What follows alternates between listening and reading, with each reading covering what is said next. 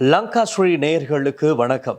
இன்று ஒரு சிறப்பு நேர்காணல் நிகழ்ச்சியின் வாயிலாக சந்திப்பதில் பெருமகிழ்ச்சி. தேசிய டெங்கு கட்டுப்பாட்டு மையத்தின் வைத்திய அதிகாரி டாக்டர் நாகூர் ஆரிஃப் அவர்கள் தான் இன்றைய மூடி இருந்திருக்கின்றார் இந்த டெங்கு நோய் சம்பந்தமாக பேசுவதற்கு. வணக்கம் டாக்டர். வணக்கம். தற்பொழுது நாட்டில் டெங்கு நோயின் நிலவரம் என்னவாக இருக்கின்றது? இதுவரை காலம் எத்தனை நோயாளர்கள் பதிவாகி இருக்கின்றனர்? ஆமாம் தில்ஷன், இதுவரை அதாவது நேற்றைய தினம் ஜூன் மாதம் 2024 ஆண்டு ஜூன் மாதம் 27ஆம் தேதியுடன் முடிவடைந்த அந்த காலப்பகுதியில் மொத்தமாக 27,870 நோயாளர்கள் அடையாளம் காணப்பட்டிருக்கிறார்கள். இவ்வாறு அடையாளம் காணப்பட்ட டெங்கு நோயாளர்களிலே மிகவும் அதிகமான நோயாளர்கள், அதாவது 37.6% நோயாளர்கள் மேல் மாகாணத்திலிருந்து அடையாளம் காணப்பட்டிருக்கிறார்கள். மாகாண ரீதியாக நாங்கள் பார்க்கின்ற போது அதற்கு அடுத்தபடியாக வடமாகாணத்திலே 16.3% நோயாளர்கள் அடையாளம் காணப்பட்டிருக்கிறார்கள். இது இந்த மொத்த எண்ணிக்கையின் அடிப்படையில். அதற்கு அடுத்தபடியாக சபரகமுக மாகாணத்திலே 10.1% நோயாளர்கள் அடையாளம் காணப்பட்டிருக்கிறார்கள். மேல் மாகாணத்தை பொறுத்தளவில் நான் சொன்னது போல 37.6% நோயாளர்கள் அடையாளம் காணப்பட்டிருக்கிறார்கள். எங்களுக்கு தெரியும், இங்கே காணப்படுகின்ற 3 மாவட்டங்களிலே கொழும்பு மாவட்டத்திலே தான் மிகவும் அதிகமான டெங்கு நோயாளர்கள் அடையாளம் காணப்பட்டிருக்கிறார்கள். கொழும்பு மாவட்டத்தை பொறுத்தளவில் 22.3% நோயாளர்கள் அடையாளம் காணப்பட்டிருக்கிறார்கள். அதற்கு அடுத்தபடியாக கம்பஹா மாவட்டத்திலே 9.8% நோயாளர்கள் அடையாளம் காணப்பட்டிருக்கிறார்கள். அவ்வாறே களுத்துறை மாவட்டத்தில் 5.5% டெங்கு நோயாளர்கள் அடையாளம் காணப்பட்டிருக்கிறார்கள். இதற்கு அடுத்தபடியாக நாங்கள் பார்க்கின்ற போது யாழ்ப்பாண மாவட்டத்திலே 14.3% நோயாளர்கள் இதுவரையான காலப்பகுதியில் அடையாளம் காணப்பட்டிருக்கிறார்கள்.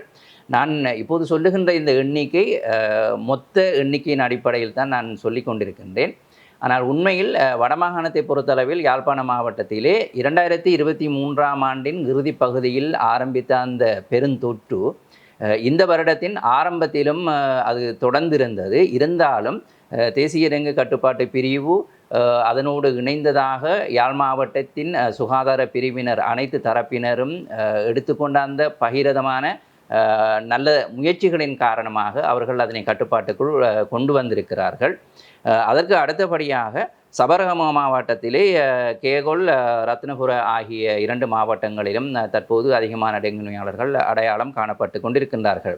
தற்போது மத்திய மாகாணத்திலும் கண்டி மாவட்டத்திலே அதிகமான டெங்கு நோயாளர்கள் அடையாளம் காணப்பட்டு கொண்டிருக்கின்றார்கள்.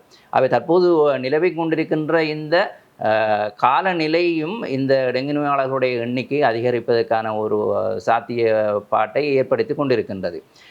எங்களுடைய அந்த கணிப்புகள், அதாவது தகவல்கள், ஒவ்வொரு வாரமும் நாங்கள் அதனை, அதாவது சனிக்கிழமையிலிருந்து அடுத்த வெள்ளிக்கிழமை வரையிலான ஒரு வார கால பகுதிக்குள் அந்த டெங்கு நோயாளர்களுடைய எண்ணிக்கை எவ்வாறு இருக்கிறது என்று நாங்கள் வாராந்த அடிப்படையில் நாங்கள் தகவல்களை பதிவு செய்து கொண்டிருப்போம்.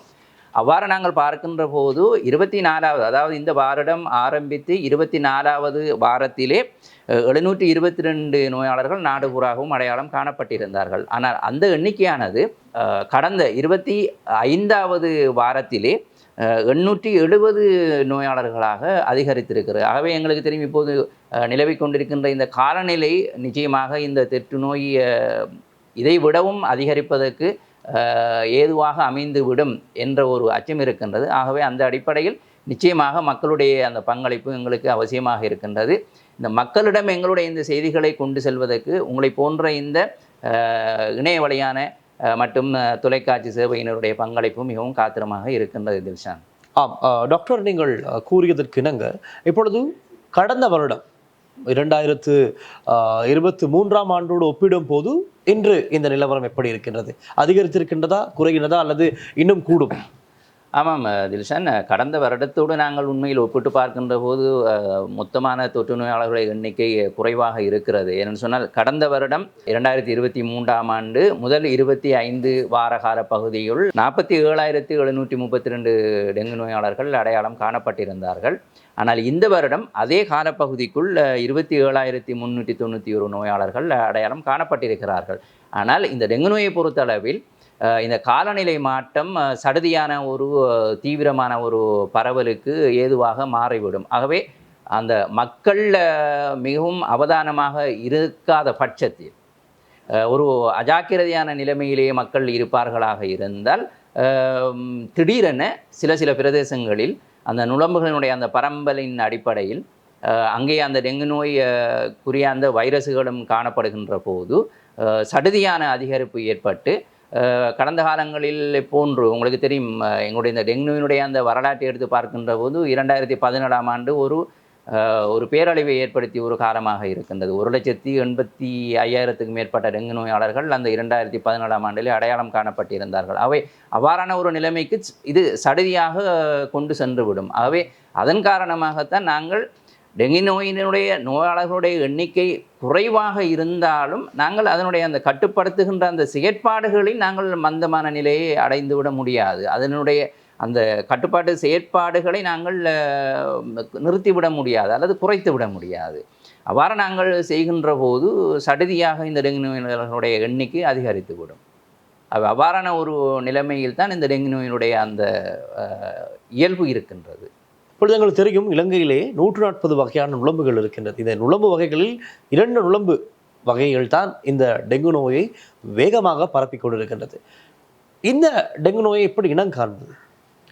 ஆமாம், நீங்கள் சொன்னது போன்று இலங்கையிலே 140க்கு மேற்பட்ட வகையான நுளம்புகள் காணப்படுகின்றன. இருந்தாலும் எல்லா நுளம்புகளும் எல்லா நோய்களையும் பரப்புவதில்லை.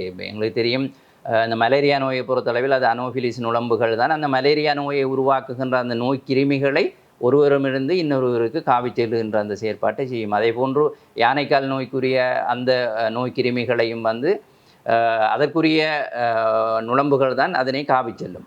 அதே போன்று இந்த டெங்கு நோய்க்குரிய அந்த டெங்கு நோயை உருவாக்குகின்ற அந்த டெங்கு வைரஸ் கிருமிகளை இந்த ஈடிஸ் வகையான நுளம்புகள் மாத்திரம்தான் ஒரு நோயாளியிடமிருந்து இன்னொருவருக்கு அதனை காவி செல்லுகின்ற செயற்பாட்டை செய்யும்.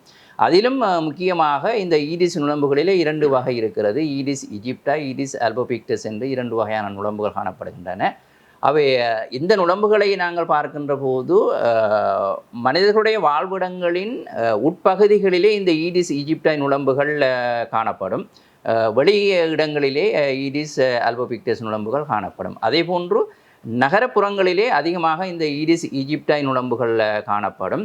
கிராமப்புறங்களிலே ஈடிஸ் ஆல்போபிக்டஸ் நுளம்புகள் காணப்படும். பொதுவாக இந்த நுளம்புகள் சற்று அதனுடைய அந்த பருமனிலே சற்று பெரியதாக இருக்கும். கருப்பு நிறத்திலான அந்த நுளம்பிலே வெள்ளை வரிகள் இந்த நுளம்புகளிலே காணப்படும். நாங்கள் அதனை வைத்து அதனை அடையாளம் காணக்கூடியதாக இருக்கும் இந்த ஈடிஸ் வகையான நுளம்புகளை. அதே போன்று நாங்கள் இவ்விடத்தில் மிகவும் முக்கியமான ஒரு விடயத்தை மக்கள் புரிந்து கொள்ள வேண்டும். இந்த வகையான நுளம்புகள் குத்துகின்ற எல்லோருக்கும் இந்த டெங்கு நோய் ஏற்படும் என்று அர்த்தம் இல்லை. எந்த நுளம்புகளுக்குள் இந்த டெங்கு நோயை ஏற்படுத்தக்கூடிய அந்த டெங்கு வைரஸ் கிருமிகள் காணப்படுகிறதோ அந்த நுளம்புகளால் குத்தப்படுகின்றவர்களுக்குத்தான் இந்த டெங்கு நோய் ஏற்படும். ஆனால் இருந்தாலும் எந்த நுளம்புக்குள் இந்த டெங்கு வைரஸ் கிருமிகள் இருக்கிறது இல்லை என்று எங்களுக்கு தெரியாது. ஆகவே நாங்கள் பொதுவாக நுளம்பு குத்தாமல் நாங்கள் எங்களை பாதுகாத்துக் கொள்வதிலே தான் இந்த நோய் எங்களுக்கு ஏற்படாமல் பாதுகாத்து கொள்ளக்கூடியதாக இருக்கும். ஆகவே இந்த டெங்கு நுளம்புகளை நாங்கள் பொதுவாக இந்த ஈடிஸ் நுளம்புகளை நாங்கள் டெங்கு நுளம்புகள் என்று தான் நாங்கள் பொதுவாக பேச்சு வழக்கில் சொல்லி கொண்டிருப்போம். ஆகவே இந்த டெங்கு நுளம்புகளை நாங்கள் அடையாளம் காண்பதிலே நான் சொன்னது போன்று கருப்பு நிறமான நுளம்புகள் அதனுடைய பருமனிலே சற்று பெரிதாக இருக்கும், வெள்ளை வரிகளை கொண்டதாக இருக்கும். இந்த நுளம்புகள் இயல்பாக காலையிலும் மாலையிலும் பறந்து திரிகின்ற நுளம்புகளாக இருக்கும். காலையில் என்று சொல்லுகின்ற போது காலை 5 மணி முதல் 10, 13, 11 மணி வரை அவர்களுடைய அந்த நடமாட்டம் இருக்கும். அதே போன்று மாலை நேரங்களிலே பிற்பகல் 3 மணியிலிருந்து 5, 6 மணி வரையான காலப்பகுதியில் அந்த நுளம்புகளுடைய நடமாட்டம் இருக்கும். ஏனைய நேரங்களில் அறவே இல்லை என்று சொல்லிவிட முடியாது. ஆகவே ஒட்டுமொத்தமாக நாங்கள் நுளம்பு குத்துவதிலிருந்து நாங்கள் எங்களை பாதுகாத்துக் கொள்ள வேண்டும். டாக்டர், இப்போ இந்த ஈடிஸ் வகையான நுளம்புகள், டெங்கு நுளம்புகள் எங்கு உருவாகிறது? அதாவது உருவாகும் இடத்திலேயே இந்த நுளம்புகளை அழிப்பதற்கு ஏதேனும் வழிகள் இருக்கின்றதா? என்ன மாதிரி? ஆமாம், நிச்சயமாக அதில்தான் இதுதான் மிகவும் பெருமதியானது முக்கியமானதுமான ஒரு கேள்வி. ஏன்னா இந்த விடயத்தை மக்கள் எந்த அளவு புரிந்து கொள்கின்றார்களோ அந்த அளவுக்கு அவர்கள் இந்த டெங்கு நோயை கட்டுப்படுத்துவதில் அவர்களுடைய காத்திரமான பங்களிப்பை செய்யக்கூடியதாக இருக்கும். பொதுவாக எங்கெல்லாம் நீர் தேங்கி நிற்கக்கூடிய, அதாவது ஓடாமல் எங்கெல்லாம் நீர் தேங்கி நிற்கக்கூடிய வாய்ப்பு இருக்கிறதோ அங்கெல்லாம் இந்த நுளம்புகள் பெருகுவதற்குரிய வாய்ப்பு இருக்கிறது. நுளம்புகள் எவ்வாறு பெருகும்? நிச்சயமாக இந்த நுளம்புகள் அவ்வாறு நீர் தேங்கி நிற்கக்கூடிய இடங்களிலே நீருக்குள்ளே சென்று அவர்கள் முட்டையிடுவதில்லை. பொதுவாக ஒரு இடத்திலே நீர் தேங்கி நிற்கின்ற போது அந்த நீர் மட்டத்துக்கு சற்று மேல் வரை ஒரு ஈரலிப்பான ஒரு தன்மை இருக்கும். அந்த மேற்பரப்பில் ஒரு ஈரலிப்பான ஒரு நிலைமை இருக்கும். அந்த ஈரலிப்பான அந்த மேற்பரப்பிலே இந்த நுளம்புகள் போய் குந்தி இருந்து முட்டைகளை இட்டுவிட்டு செல்வார்கள். இந்த முட்டைகளுக்கு சில இயல்புகள் இருக்கின்றன. இந்த முட்டைகள் அந்த மேற்பரப்புகளிலே ஒட்டிக்கொள்ளும். இந்த ஒட்டிக்கொள்ளுகின்ற இந்த முட்டைகள் அந்த இடம் பிறகு படிப்படியாக காய்ந்து போனாலும் அந்த முட்டைகள் கலண்டு செல்லாது, அப்படியே ஒட்டி கொண்டிருக்கும். அதே நேரம் நுளம்புகளுக்குள்ளே, அதாவது இவ்வாறு முட்டைகளை இடுகின்ற இந்த நுளம்புகளுக்குள்ளே அந்த டெங்கு வைரஸ் கிருமிகள் இருக்குமாக இருந்தால் அந்த நுளம்பு இடுகின்ற அத்தனை முட்டைகளுக்குள்ளும் இந்த டெங்கு வைரஸ் கிருமிகள் இருக்கும். அவை நான் சொன்னது போன்று அந்த ஈரப்பான மேற்பரப்பிலே இந்த டெங்கு இந்த நுளம்புகளுடைய முட்டைகள் ஒட்டி கொண்டிருக்கும். அந்த இடத்தில் மழை பெய்யவில்லை, தண்ணீரும் மேலதிகமாக சேர்வதற்கு வாய்ப்பு இருக்கவில்லை. ஆகவே அது உலர்ந்து காய்ந்து போய்விடும் என்று வாய்த்துக் கொள்வோம். அது காய்ந்து போனாலும் அந்த முட்டைகள் அவ்வாறே ஒட்டி கொண்டிருக்கும். ஏறக்குறை ஒரு வருடத்துக்கு அவ்வாறே ஒட்டி கொண்டிருக்கும். அந்த ஒரு வருட காலப்பகுதியினுள்ளும் அந்த முட்டைகளுக்குள்ளே இருக்கின்ற அந்த டெங்கு வைரஸ் கிருமிகளும் உயிரோட்டம் உள்ளதாக இருக்கும்.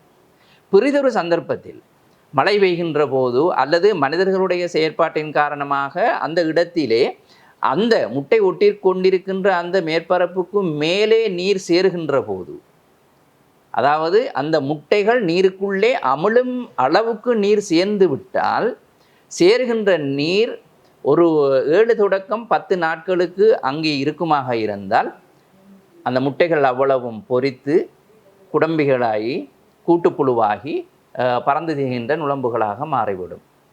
அவை இதுதான் பொதுவாக நாங்கள் ஒரு இடத்திலே மழை பெய்து 7 தொடக்கம் 10 நாட்களுக்கு பிறகு அந்த பிரதேசத்திலே நுளம்புகளின் நடமாட்டம் அதிகமாக இருப்பதை நாங்கள் இயல்பாகவே நாங்கள் அவதானிக்கலாம். இதுதான் அதனுடைய அந்த இயல்பான வாழ்க்கை வட்டம், நுளம்புகளுடைய வாழ்க்கை வட்டம். அவை சுருக்கமாக எங்கெல்லாம் நீர் ஓடாமல் தேங்கி நிற்கக்கூடிய வாய்ப்பு இருக்கிறதோ அங்கெல்லாம் இந்த நுளம்புகள் அந்த ஈரலிப்பான மேற்பரப்பிலே முட்டையிட்டு அவற்றை பெருக்கிக் கொள்ளும். ஆகவே மக்கள் இந்த விடயத்தை உள்வாங்கிக் கொள்வார்களாக இருந்தால், ஏனென்று சொன்னால் இப்போது நாங்கள் மக்களுக்கு எல்லா உதாரணங்களையும் சொல்லிக் கொண்டிருக்க முடியாது. இப்போ அவர்களுடைய வீடுகளிலே எந்தெந்த இடத்திலே நீர் தேங்கி நிற்கும் என்று நாங்கள் உதாரணத்துக்கு 1-2 இடங்களை சொல்லலாம். ஆகவே நாங்கள் உதாரணத்துக்கு சொல்லுகின்ற அந்த 1-2 இடங்களை மாத்திரம் அவர்கள் கவனித்துவிட்டு ஏனைய இடங்களை அவர்கள் கவனிக்காமல் இருந்தால் அர்த்தமில்லாமல் போய்விடும். அவை இந்த விடயத்தை உள்வாங்கிக் கொண்டு, அதாவது எங்கெல்லாம் ஓடாமல் நீர் தேங்கி நிற்கக்கூடிய வாய்ப்பு இருக்கிறதோ அங்கெல்லாம் அந்த ஈரலிப்பான மேற்பரப்புகளிலே இந்த நுளம்புகள் முட்டையிட்டு பல்கி பெறுவதற்கு வாய்ப்பு இருக்கிறது என்ற அந்த அடிப்படையை விளங்கி கொண்டு அவர்களுடைய வாழ்விடங்களிலே அவ்வாறு நீர் தேங்கி நிற்காமல் பார்த்து கொள்வது அவசியமாகின்றது. அவ்வாறு செய்கின்ற போதுதான் இந்த டெங்கு நோயை நாங்கள் மிகவும் இலகுவாக கட்டுப்படுத்தக்கூடியதாக இருக்கும். இப்பொழுது இந்த டெங்கு நுளம்பு தாக்கி டெங்கு நோய் ஒருவருக்கு வருகிறது, உடனடியாக எப்படி இனம் காண்பது இது டெங்கு நோய் தான் என்று? ஆமாம், பொதுவாக இந்த டெங்கு நோயினுடைய அந்த குண இயல்புகள், அதாவது நோய் அறிகுறிகள் என்று நாங்கள் சொல்லுவோம். இந்த நோய் அறிகுறிகளை பொறுத்தவரையில் பொதுவாக இந்த வைரஸ் காய்ச்சலுக்குரிய நோய் அறிகுறிகள் போன்று இருக்கும். குறிப்பாக காய்ச்சல் இருக்கும். இவருக்கு டெங்கு நோய் ஏற்பட்டிருக்குமாக இருந்தால் அவருடைய அந்த காய்ச்சல் முதல் 1-2 நாட்களுக்கு மிகவும் தீவிரமான அதி உச்சமான காய்ச்சல் இருக்கும். பிறகு அவருக்கு அந்த காய்ச்சலுடைய அந்த அளவு குறைந்துவிடும். ஆனால் காய்ச்சலுடைய அளவு குறைந்து விட்டாலும் அவருக்குள்ளே ஏற்பட்டிருப்பது டெங்கு நோயாக இருந்தால் அவருக்கு வேறு வேறு விளைவுகள் பிரச்சனைகள் ஏற்படுவதற்கு வாய்ப்பு இருக்கின்றது. பொதுவாக இந்த விடயத்திலேயே தான் எங்களுடைய மக்கள் பொதுவாக தவறு இழைக்கின்றார்கள். ஒருவருக்கு அதிகமாக சிறுவர்கள், வயதானவர்கள், கர்ப்பிணி தாய்மார்கள் இந்த விடயத்திலே மிகவும் அவதானமாக இருக்கவும் கவனமாக இருக்கவும். சிறுவர்கள், குழந்தைகள் அவர்களுக்கு சொல்ல முடியாது, அவர்களுக்கு இருக்கு. ஆகவே எங்களுடைய அவதானத்தை நாங்கள் அவர்கள் மீது செலுத்த வேண்டும். காய்ச்சல் ஏற்பட்டு 1-2 நாட்களுக்கு பிறகு அவர்களுக்கு அந்த காய்ச்சல் குறைவடைந்துவிடும். குறைவடைந்த பிறகு இவர்கள் நினைப்பார்கள், ரைட், ஏற்பட்ட காய்ச்சல் இப்போது சுகமாகிவிட்டது, நல்லம் இப்போ பிள்ளைக்கு, அல்லது அந்த காய்ச்சல் ஏற்பட்ட ஆளுங்க நல்லம் என்று சொல்லிவிட்டு அவர்கள் வளமையான அந்த நடவடிக்கைகள் இறங்குவார்கள், ஈடுபட்டு விடுவார்கள். பாடசாலைக்கு செல்கின்ற பிள்ளைகளாக இருந்தால் பாடசாலைக்கு அனுப்புவார்கள், அல்லது வேறு வேறு காரியங்களில், அது வேலைக்கு செல்பவர்களாக இருந்தால் அவர்கள் வேலைக்கு செல்வார்கள். ஆனால் அவர்களுக்கு ஏற்பட்டிருந்தது டெங்கு காய்ச்சலாக இருந்தால், காய்ச்சல் குறைவடைந்திருந்தாலும் அவர்களுடைய உடலிலே சில மாற்றங்கள் இருக்கும். உதாரணமாக அவர்களுக்கு சோர்வுத்தன்மை ஒன்று இருக்கும். இந்த சோர்வுத்தன்மை அவர்கள் மக்கள் பிழையாக விளங்கிக் கொள்வார்கள். அவர்களுக்கு காய்ச்சல் ஏற்பட்டது தானே, அதால் கொஞ்சம் அவருக்கு சோர்வுத்தன்மை இருக்கும் என்று விளங்கிக் கொள்வார்கள். அப்படி இல்லாமல் அந்த சோர்வுத்தன்மை ஏன் அவருக்கு இருக்கிறது என்பதை நாங்கள் கவனத்தில் அதே போன்று சாப்பிடுவதற்கு விருப்பமில்லாத ஒரு தன்மை இருக்கும். பிள்ளைகளும் அந்த காய்ச்சல் ஏற்பட்ட பிறகு அவர்கள் சாப்பாட்டை விரும்பாதவர்களாக, சில வேளைகளில் அவர்கள் நீர் அருந்துவதற்கு கூட விருப்பமில்லாதவர்களாக இருப்பார்கள். அதுக்கு பொதுவாக எங்களுடைய மக்கள் சொல்லிக்கொள்வது என்ன, அது காய்ச்சல் ஏற்பட்ட பிறகு வாயில் ஒரு கசப்பு தன்மை இருக்கும், அதனால் சாப்பிடுவதற்கு விருப்பம் இல்லாமல் இருக்கும் என்று சொல்லி. ஆனால் டெங்கு நோயினுடைய அந்த தாக்கம் அவர்களுடைய உடம்பிலே தொடர்ந்து கொண்டிருப்பதன் காரணமாகத்தான் அவர்களுக்கு அந்த சாப்பாட்டின் மீது விருப்பமில்லாத தன்மை, சோர்வான தன்மை எல்லாம் இருக்கும், அல்லது வாந்தி வருவது போன்ற தன்மைகள் எல்லாம் இருக்கும். அவ்வாறு இருக்கின்ற போது இவர்கள் நிச்சயமாக காய்ச்சல் இப்போது சுகமாகிவிட்டது என்று பிழையான ஒரு அர்த்தத்தை ஏற்படுத்தி கொள்ளாமல் உடனடியாக அவர்கள் அவர்களுடைய அருகில் இருக்கும் வைத்தியசாலைக்கு அல்லது அவர்களுடைய குடும்ப வைத்தியர்களிடம் சென்று இந்த விடயத்தை சொல்லி அதற்கு என்னென்ன வைத்தியர்களுடைய எந்தெந்த அவர்கள் சொல்லுகின்றார்களோ ஆலோசனைகள் அதற்கேற்றவாறு அவர்கள் நடந்து கொள்ள வேண்டும். பொதுவாக இதனுடைய நோய் அறிகுறிகளை நாங்கள் பார்க்கின்ற போது முதல் 2 நாட்களுக்கும் அதி தீவிரமான காய்ச்சல் இருக்கும், அதனோடு சேர்த்து தலைவலி இருக்கும். தலைவலி என்று நாங்கள் அதிகமாக சொல்லுகின்ற போது இந்த கண்களுக்கு பின்னால் தாங்கிக் கொள்ள முடியாத ஒரு தலைவலி ஒன்று இருக்கும். அதே போன்று அவர்களுடைய உடல் வலி, மூட்டுகள் எல்லாம் இதை நாங்கள் பிரேக் போன் டிசீஸ் என்று, அதாவது எலும்புகளை உடைக்கும் விதமான அந்த நோவை ஏற்படுத்தக்கூடிய ஒரு நோய் என்று இதனை சொல்வார்கள். ஆகவே அவ்வாறு அந்த உடல் மூட்டு தசைகளிலே அவ்வாறான ஒரு வேதனை வலி இருக்கும். அதே போன்று சிலருக்கு வாந்தி வரக்கூடிய தன்மைகள் இருக்கும். சில நேரங்களில் சிலருக்கு ஆரம்பத்திலேயே அந்த தோலிலே அந்த சிவப்பு நிறமான அந்த பழுப்பு நிறமான புள்ளிகள் ஏற்படுவதற்கு வாய்ப்பு இருக்கிறது. அவை இவ்வாறான நோய் அறிகுறிகள் பொதுவாக ஏனைய நோய்களுக்கும் அறிகுறிகளாக இருக்கும். அவை இவ்வாறான சந்தர்ப்பத்தில் நாங்கள் சில விடயங்களை நாங்கள் மேலதிகமாக கவனத்தில் கொள்ள வேண்டும். என்ன, எங்களுடைய அந்த பிரதேசத்திலே ஏனையோர்களுக்கு டெங்கு நோய் பரவி கொண்டிருக்கிறதா, டெங்கு நோயால் எங்களுடைய அருகில் வசிப்பவர்கள் அல்லது அந்த பிரதேசத்திலே டெங்கு நோய் பரவி கொண்டிருக்கிறதா, அவர் பரவி கொண்டிருந்தால் ஒருவருக்கு காய்ச்சல் ஏற்படுமாக இருந்தால் அந்த பிரதேசத்திலே அவர் உடனடியாக தனக்கு ஏற்பட்டிருப்பது டெங்கு நோயாகத்தான் இருக்கும் என்று அனுமானித்து கொண்டு அதற்கேற்றவாறு வைத்திய ஆலோசனையை பெற்றுக்கொள்வது மிகவும் அவசியமாக இருக்கின்றது. அந்த அடிப்படையில் தான் நாங்கள் டெங்கு நோயினுடைய அந்த இனங்காணலை நாங்கள் நோய் அறிகுறிகளை வைத்து நாங்கள் செய்து கொள்ளக்கூடியதாக இருக்கும். இதற்கு மேலதிகமாக அவர்கள் வைத்திய ஆலோசனைகளுக்காக செல்லுகின்ற போது மேலதிகமான பரிசோதனைகள் இருக்கின்றன. அந்த பரிசோதனைகளை செய்வதன் மூலமாக இவர்களுக்கு ஏற்பட்டிருப்பது டெங்கு நோய்தானா என்று அவர்கள் உறுதிப்படுத்திக் கொள்ளக்கூடியதாக இருக்கும். இப்பொழுது டாக்டர் கூறிய இந்த நோய் அறிகுறிகளுடன் வைத்தியசாலையில் அனுமதிக்கப்படும் நபர் ஒரு சில தருணங்களில் உயிரிழக்க நேரிடும் சந்தர்ப்பங்களும் நிறைவே இருந்திருக்கின்றது. சில பேர் அவர்கள் குணமாக வீடு திரும்புகின்றார்கள். உயிரிழக்கும் காரணம் இதில் என்னவாக இருக்கின்றது, பிரதான காரணம்? ஆமாம், பொதுவாக இந்த டெங்கு நோயினால் உயிரிழக்கின்ற அந்த தன்மைகளுக்கு பலவிதமான காரணங்கள் இருக்கும். அதில் மிகவும் முக்கியமாக உரிய நேரத்தில் இந்த டெங்கு நோயை கண்டறியாமல் விடுவது தான் முக்கியமான காரணமாக இருக்கிறது. ஆகவே உரிய நேரத்தில் கண்டறியாமல் விடுவதற்கு பொதுவாக மக்களினுடைய அந்த ஒரு வகிவாகவும் இருக்கின்றது. நான் ஏற்கனவே சொல்லிக் கொண்டிருந்த அந்த தகவல்களின் அடிப்படையில் தான் அவர்களுக்கு காய்ச்சல் ஏற்பட்டால் முதல் 1-2 நாட்களுக்கு அதிதீவிரமான காய்ச்சல் இருக்கும். அதற்கு பிறகு காய்ச்சலினுடைய அந்த அளவு குறைவடைந்த பிறகு இப்போது சுகமாகிவிட்டது என்று அவர்கள் அஜாக்கிரதையாக இருப்பார்கள். ஆனால் அவர்களுடைய உடம்பினுள்ளே அந்த டெங்கு நோயினுடைய அந்த தாக்கம் அந்த தொடர்ந்து கொண்டிருக்கும். ஒரு கட்டத்தில், அதாவது இந்த டெங்கு நோயை பொறுத்தளவில் ஒருவருக்கு காய்ச்சல் ஏற்பட்ட முதலாம் நாளில் இருந்து 3 தொடக்கம் 5 அல்லது 6 வரையான நாட்கள் ஒரு கிரிட்டிக்கல் பீரியட் என்று நாங்கள் சொல்லுவோம். அந்த காலப்பகுதிக்குள் சடுதியான மாற்றங்கள் இவருடைய உடலிலே ஏற்படுவதற்கு வாய்ப்பு இருக்கிறது. அந்த மாற்றங்கள் உடலின் உள்ளே ஏற்படுகின்ற அந்த மாற்றங்களின் காரணமாக அவ்வாறு ஏற்படுகின்ற போது பிந்திய அனுமதி, நோய் ஏற்பட்டு உரிய நேரத்துக்கு அவர்கள் வைத்திய ஆலோசனையை பெறுவதற்கு செல்லாமல் அவர்கள் காலம் தாழ்த்தி செல்லுகின்ற போது அவர்களுடைய உடம்பினுள்ளே இவ்வாறான அந்த தீவிர மாற்றங்கள் ஏற்பட்டிருப்பதன் காரணமாக மிகவும் கடினமான முயற்சிகளை எடுத்து தான் எங்களுடைய வைத்தியசாலைகளில் வைத்திய அதிகாரிகள் அவர்களுடைய மீள பழைய நிலைக்கு அவர்களை கொண்டு வருகின்றார்கள். அவர்கள் சிகிச்சை வழங்கி கொண்டிருக்கின்றார்கள். இருந்தாலும் ஒரு சில நோயாளர்கள் அந்த நோயினுடைய அந்த தாக்கம் ஒரு குறிப்பிட்ட எல்லையை தாண்டிய பிறகு அவர்களை குணப்படுத்துவது கடினமாக இருக்கும். அவை அவ்வாறான நோயாளர்கள் மரணிப்பதற்கு வாய்ப்பு இருக்கிறது. பொதுவாக நாங்கள் வழமையாக சொல்லுகின்ற ஒரு விடயம்தான், பொதுவாக இந்த டெங்கு நோயை குணப்படுத்துவதற்கென்று எந்த விதமான சிகிச்சைகளும் இதுவரை கண்டுபிடிக்கப்படவில்லை, மருந்துகளும் கண்டுபிடிக்கப்படவில்லை. உதாரணமாக உங்களுக்கு தெரியும், மலேரியா என்று சொன்னால் அதுக்குரிய மருந்து மாத்திரைகள் இருக்கின்றன மலேரியா நோய்க்கு. ஆனால் டெங்கு நோயை பொறுத்தளவில் அதற்கென்று மருந்துகள் இன்னும் கண்டுபிடிக்கப்படவில்லை. ஆனால் ஒருவருக்கு டெங்கு நோய் ஏற்படுகின்ற போது அவருடைய உடல்நிலை பாதிக்கப்பட்டு விடாமல் இயல்பாக அவருடைய உடலை பேணும் விதமான மருந்து வகைகள் அவருக்கு வழங்கப்பட்டு, அந்த நான் சொன்னது போன்று அந்த கிரிட்டிக்கல் பீரியட், அந்த நாட்கள் தாண்டும் வரையும் அவரை அவதானத்தின் கீழ் வைத்திருந்து தேவையான அந்த சிகிச்சைகள் அவருக்கு வழங்கப்படும். அதன் மூலமாகத்தான் அவரை குணப்படுத்தி கொள்ளக்கூடியதாக இருக்கும். அவை இங்கு அந்த மரணங்கள் ஏற்படுவதற்கு மிகவும் முக்கியமான ஒரு விடயமாக நாங்கள் கவனத்தில் கொள்ள வேண்டியது, உரிய நேரத்துக்கு அந்த டெங்கு நோயை அடையாளம் காண தவறுவது. அவை அந்த உரிய நேரத்துக்கு டெங்கு நோயை அடையாளம் காண தவறுவதிலே யாருடைய வகிபாகம் மிகவும் அதிகமாக தேவையாக இருக்கின்றது? மக்களினுடைய வகிபாகம் தான் தேவையாக இருக்கின்றது. ஆகவே அவர்களுக்கு அவருடைய பிரதேசத்திலே டெங்கு நோய் பரவி கொண்டிருக்கின்ற காலகட்டத்திலே குறைந்தபட்சம் காய்ச்சல் ஏற்படுமாக இருந்தால் முதலிலே அவர்கள் நினைத்து கொள்ள வேண்டும், எனக்கு ஏற்பட்டிருப்பது அல்லது எங்களுடைய குடும்பத்திலேயே ஒருவருக்கு ஏற்பட்டிருக்கும் இந்த காய்ச்சல் டெங்கு நோயாகத்தான் இருக்கும் என்று சொல்லி நினைத்து கொண்டு அவர்கள் அதுக்குரிய அந்த வைத்திய ஆலோசனையை உரிய நேரத்திலே பெற்றுக்கொள்ள வேண்டும். உரிய நேரத்தில் அந்த டெங்கு நோயை அடையாளம் கண்டால் மரணத்திலிருந்து நாங்கள் பாதுகாத்து கொள்ளக்கூடியதாக இருக்கும். அதே போன்று தீவிரமான டெங்கு நோய்க்கும் அவர்கள் ஆளாகாமல் தடுத்து கொள்ளக்கூடியதாக இருக்கும்.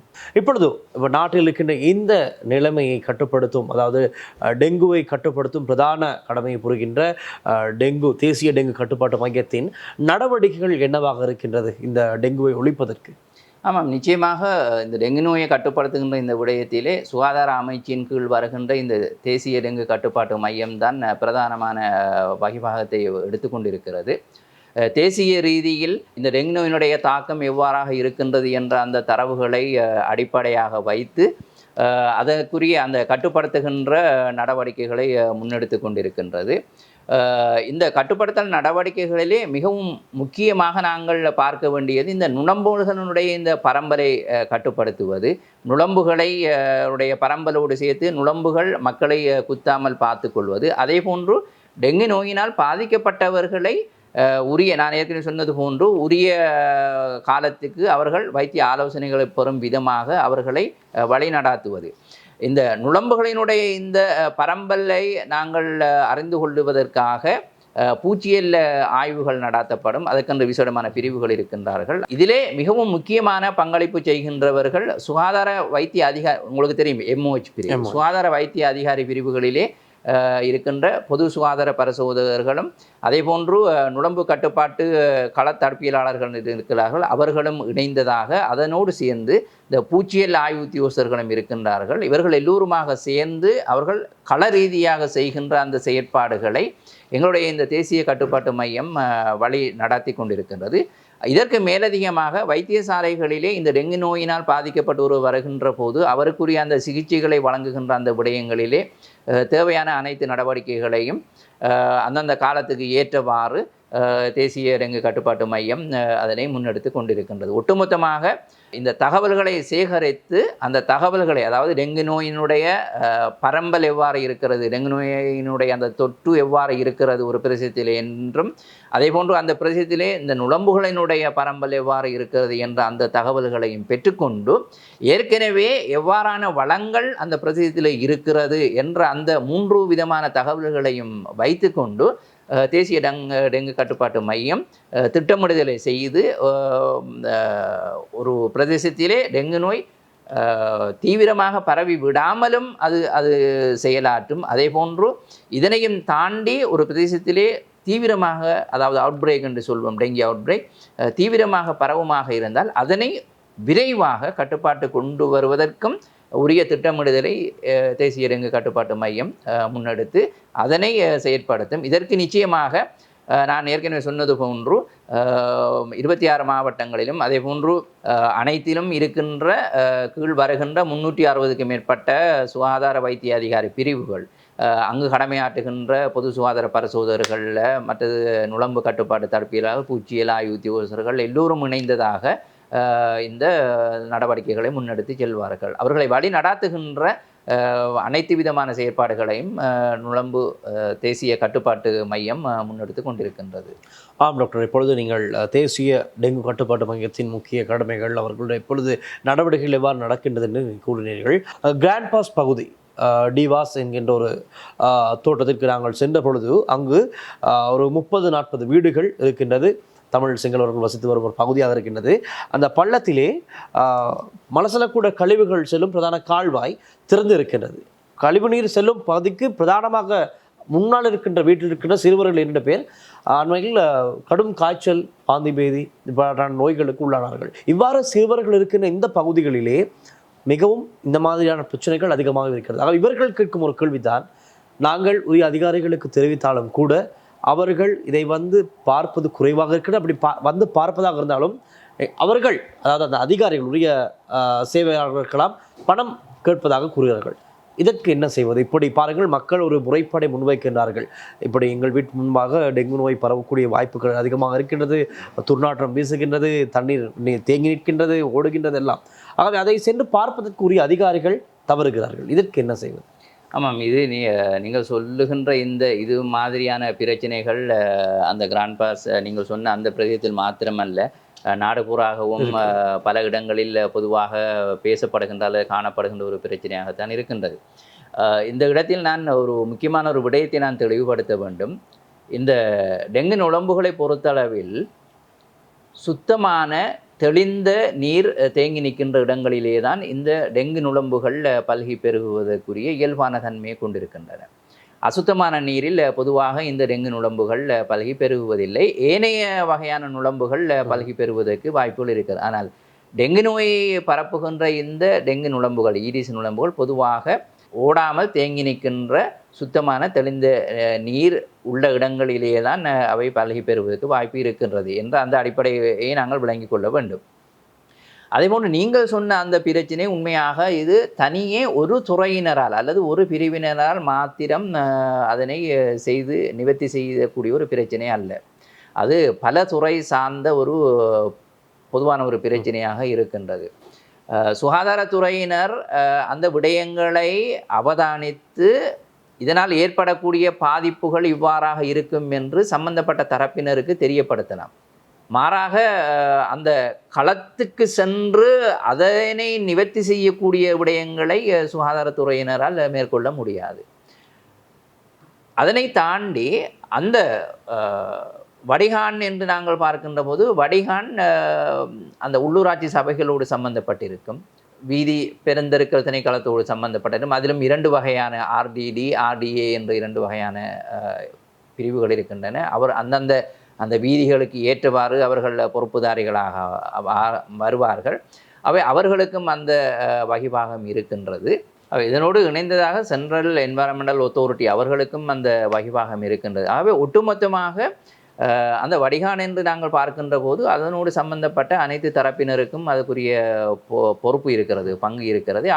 அவர்கள் எல்லோரும் பொதுவாக அந்த போல் பைபாஸ் பண்ணுகின்றது போன்று ஒவ்வொரு தரப்பினர் மீதும் அது அவர்களுக்குரிய பொறுப்பு என்று ஆளையால் சாட்டிவிட்டு விலகிவிடாமல் எல்லோரும் ஒன்று சேர்ந்து கலந்து பேசினால் நிச்சயமாக அதற்கு தீர்வு காண முடியாமல் போகாது. இந்த விடயத்தை, அதாவது எங்களுடைய சுகாதாரத்துறையினரை பொறுத்தளவில் எல்லோரையும் ஒரு மேசைக்கு வரவழைத்து, ஒரு புள்ளிக்கு வரவழைத்து அவர்களை கலந்து பேச வைத்து அதுக்குரிய தீர்வு காண செய்ய வைக்கலாம். மாறாக செயல் ரீதியாக அந்த இடத்துக்கு சென்று அதனை நிவர்த்தி செய்யக்கூடிய பொறுப்பு சுகாதாரத்துறையினருக்கு இருக்காது. ஆகவே சுகாதாரத்துறையினரை பொறுத்தளவில் அதனால் ஏற்படக்கூடிய தீங்குகளை சம்பந்தப்பட்ட தரப்பினருக்கு தெரியப்படுத்தி அவர்களை ஒரு புள்ளிக்கு வரவழைத்து கலந்து பேசி அதற்கு எவ்வாறு தீர்வு காணலாம் என்பதை செய்யக்கூடியதாக இருக்கும். ஆகவே இந்த சந்தர்ப்பத்தில் நான் பொதுமக்களிடமும் நான் வினயமாக வேண்டிக் கொள்வது, உங்களுடைய பிரதேசத்திலே டெங்கு நோய் பரவுவதை கட்டுப்படுத்த வேண்டுமாக இருந்தால் நான் ஆரம்பத்திலே சொன்னது போன்று எங்கெல்லாம் நீங்கள் வசிக்கின்ற இடங்களிலே, அது பாடசாலையாக இருக்கலாம், வீடுகளாக இருக்கலாம், பொது இடங்களாக இருக்கலாம், சமய நிறுவனங்களாக இருக்கலாம், அல்லது கட்டுமானம் நடைபெறுகின்ற இடங்களிலே அதிகமாக நுளம்புகள் பரவுவதற்கு வாய்ப்பு இருக்குது. அவ்வாறான இடமாக இருக்கலாம். எதுவாக இருந்தாலும் எங்கெல்லாம் நீர் ஓடாமல் தேங்கி நிற்கக்கூடிய வாய்ப்பு இருக்கிறதோ அவ்வாறான இடங்களை நீங்கள் அது அகற்றப்படக்கூடிய இடமாக இருந்தால் அகற்றுவது, அல்லது அகற்ற முடியாத ஒரு இடமாக இருந்தால் அந்த நீர் தேங்கி நிற்காமல் அதற்கு மாற்று வழியொன்றை கையாண்டு அந்த நீரை தேங்காமல் பார்த்து கொள்வது, இவ்வாறான விடயங்களிலே நீங்கள் கவனம் செலுத்துங்கள். அதே போன்று நீங்கள் சொன்னது போன்று இந்த பொதுவான பிரச்சனைகள், குறிப்பாக இந்த வடிகான் பிரச்சனைகள் போன்ற விடயங்களிலே சம்பந்தப்பட்ட அதிகாரிகள் ஆலையால் விரல் நீட்டுவதை விட்டுவிட்டு எல்லோருமாக ஒன்று சேர்ந்து அதற்குரிய நிச்சயமாக கலந்து பேசி அதற்குரிய தீர்வை காண்பதில் அவர்கள் பங்களிப்பு செய்ய வேண்டும் என்ற விடயத்தையும் நான் முன்வைக்க விரும்புகின்றேன். மிகவும் நன்றி டாக்டர். இவ்வளவு நேரம் இணைந்திருந்து எங்களுடைய கேள்விகள் இறுதியாக கேட்ட அந்த மக்கள் பிரச்சனையும் நான் உங்களுக்கு முன்வைத்திருந்தேன். அனைத்திற்கும் ஒரு நல்ல தெளிவான பதிலை வழங்கியிருந்தீர்கள். டாக்டர், இறுதியாக இப்பொழுது உங்களிடம் ஒரு முறைப்பாடு செய்ய வேண்டும் என்றால் மக்கள் பார்த்து கொண்டிருக்கின்ற மக்கள் எந்த இலக்கங்களுக்கு உடனடியாக அழைத்து இந்த பகுதியில் இவ்வாறு நீர் தேங்கி இருக்கின்றது, இதை சுத்தப்படுத்த வாருங்கள், நீங்கள் சொன்னதை போல் அவர்கள் முடியாத பட்சத்திலே, மக்களால் முடியாத ஒரு தருணத்திலே எப்படி உங்களை தொடர்பு கொள்வது? யாரை? ஆமாம், நிச்சயமாக ஒரு பிரதேசத்திலே இந்த இவ்வாறான இந்த டெங்கு நோயோடு சம்பந்தப்பட்ட இந்த பொதுவான பிரச்சனைகள் எதுவுமாக இருந்தால் அவர்கள் அடிப்படையில் அவர்கள் செய்ய வேண்டியது அவர்களுடைய பகுதிக்கு பொறுப்பான பொது சுகாதார பரிசோதகருக்கு அதை தெரியப்படுத்துவது. அதற்கு பிறகு அந்த பிரதேசத்திலே இருக்கின்ற பிரதேசத்துக்கு பொறுப்பான சுகாதார வைத்திய அதிகாரி அவருக்கு அந்த விடயத்தை தெரியப்படுத்துவது. அவ்வாறு தெரியப்படுத்தி அந்த விடயத்துக்கு ஒரு தீர்வு கிடைக்கவில்லை என்று சொன்னால் அந்த பிராந்தியத்துக்கு பொறுப்பாக அல்லது அந்த மாவட்டத்துக்கு பொறுப்பான சுகாதார பணிமனை இருக்கிறது. பிராந்திய சுகாதார சேவைகள் பணிமனை என்று ஒவ்வொரு மாவட்டத்திலும் இருக்கிறது. அவை அங்கே பிராந்திய தொற்றுநோய் தடுப்பியலாளர் என்று ஒருவர் இருப்பார். அவருக்கு நாங்கள் அதனை தெரியப்படுத்துவது.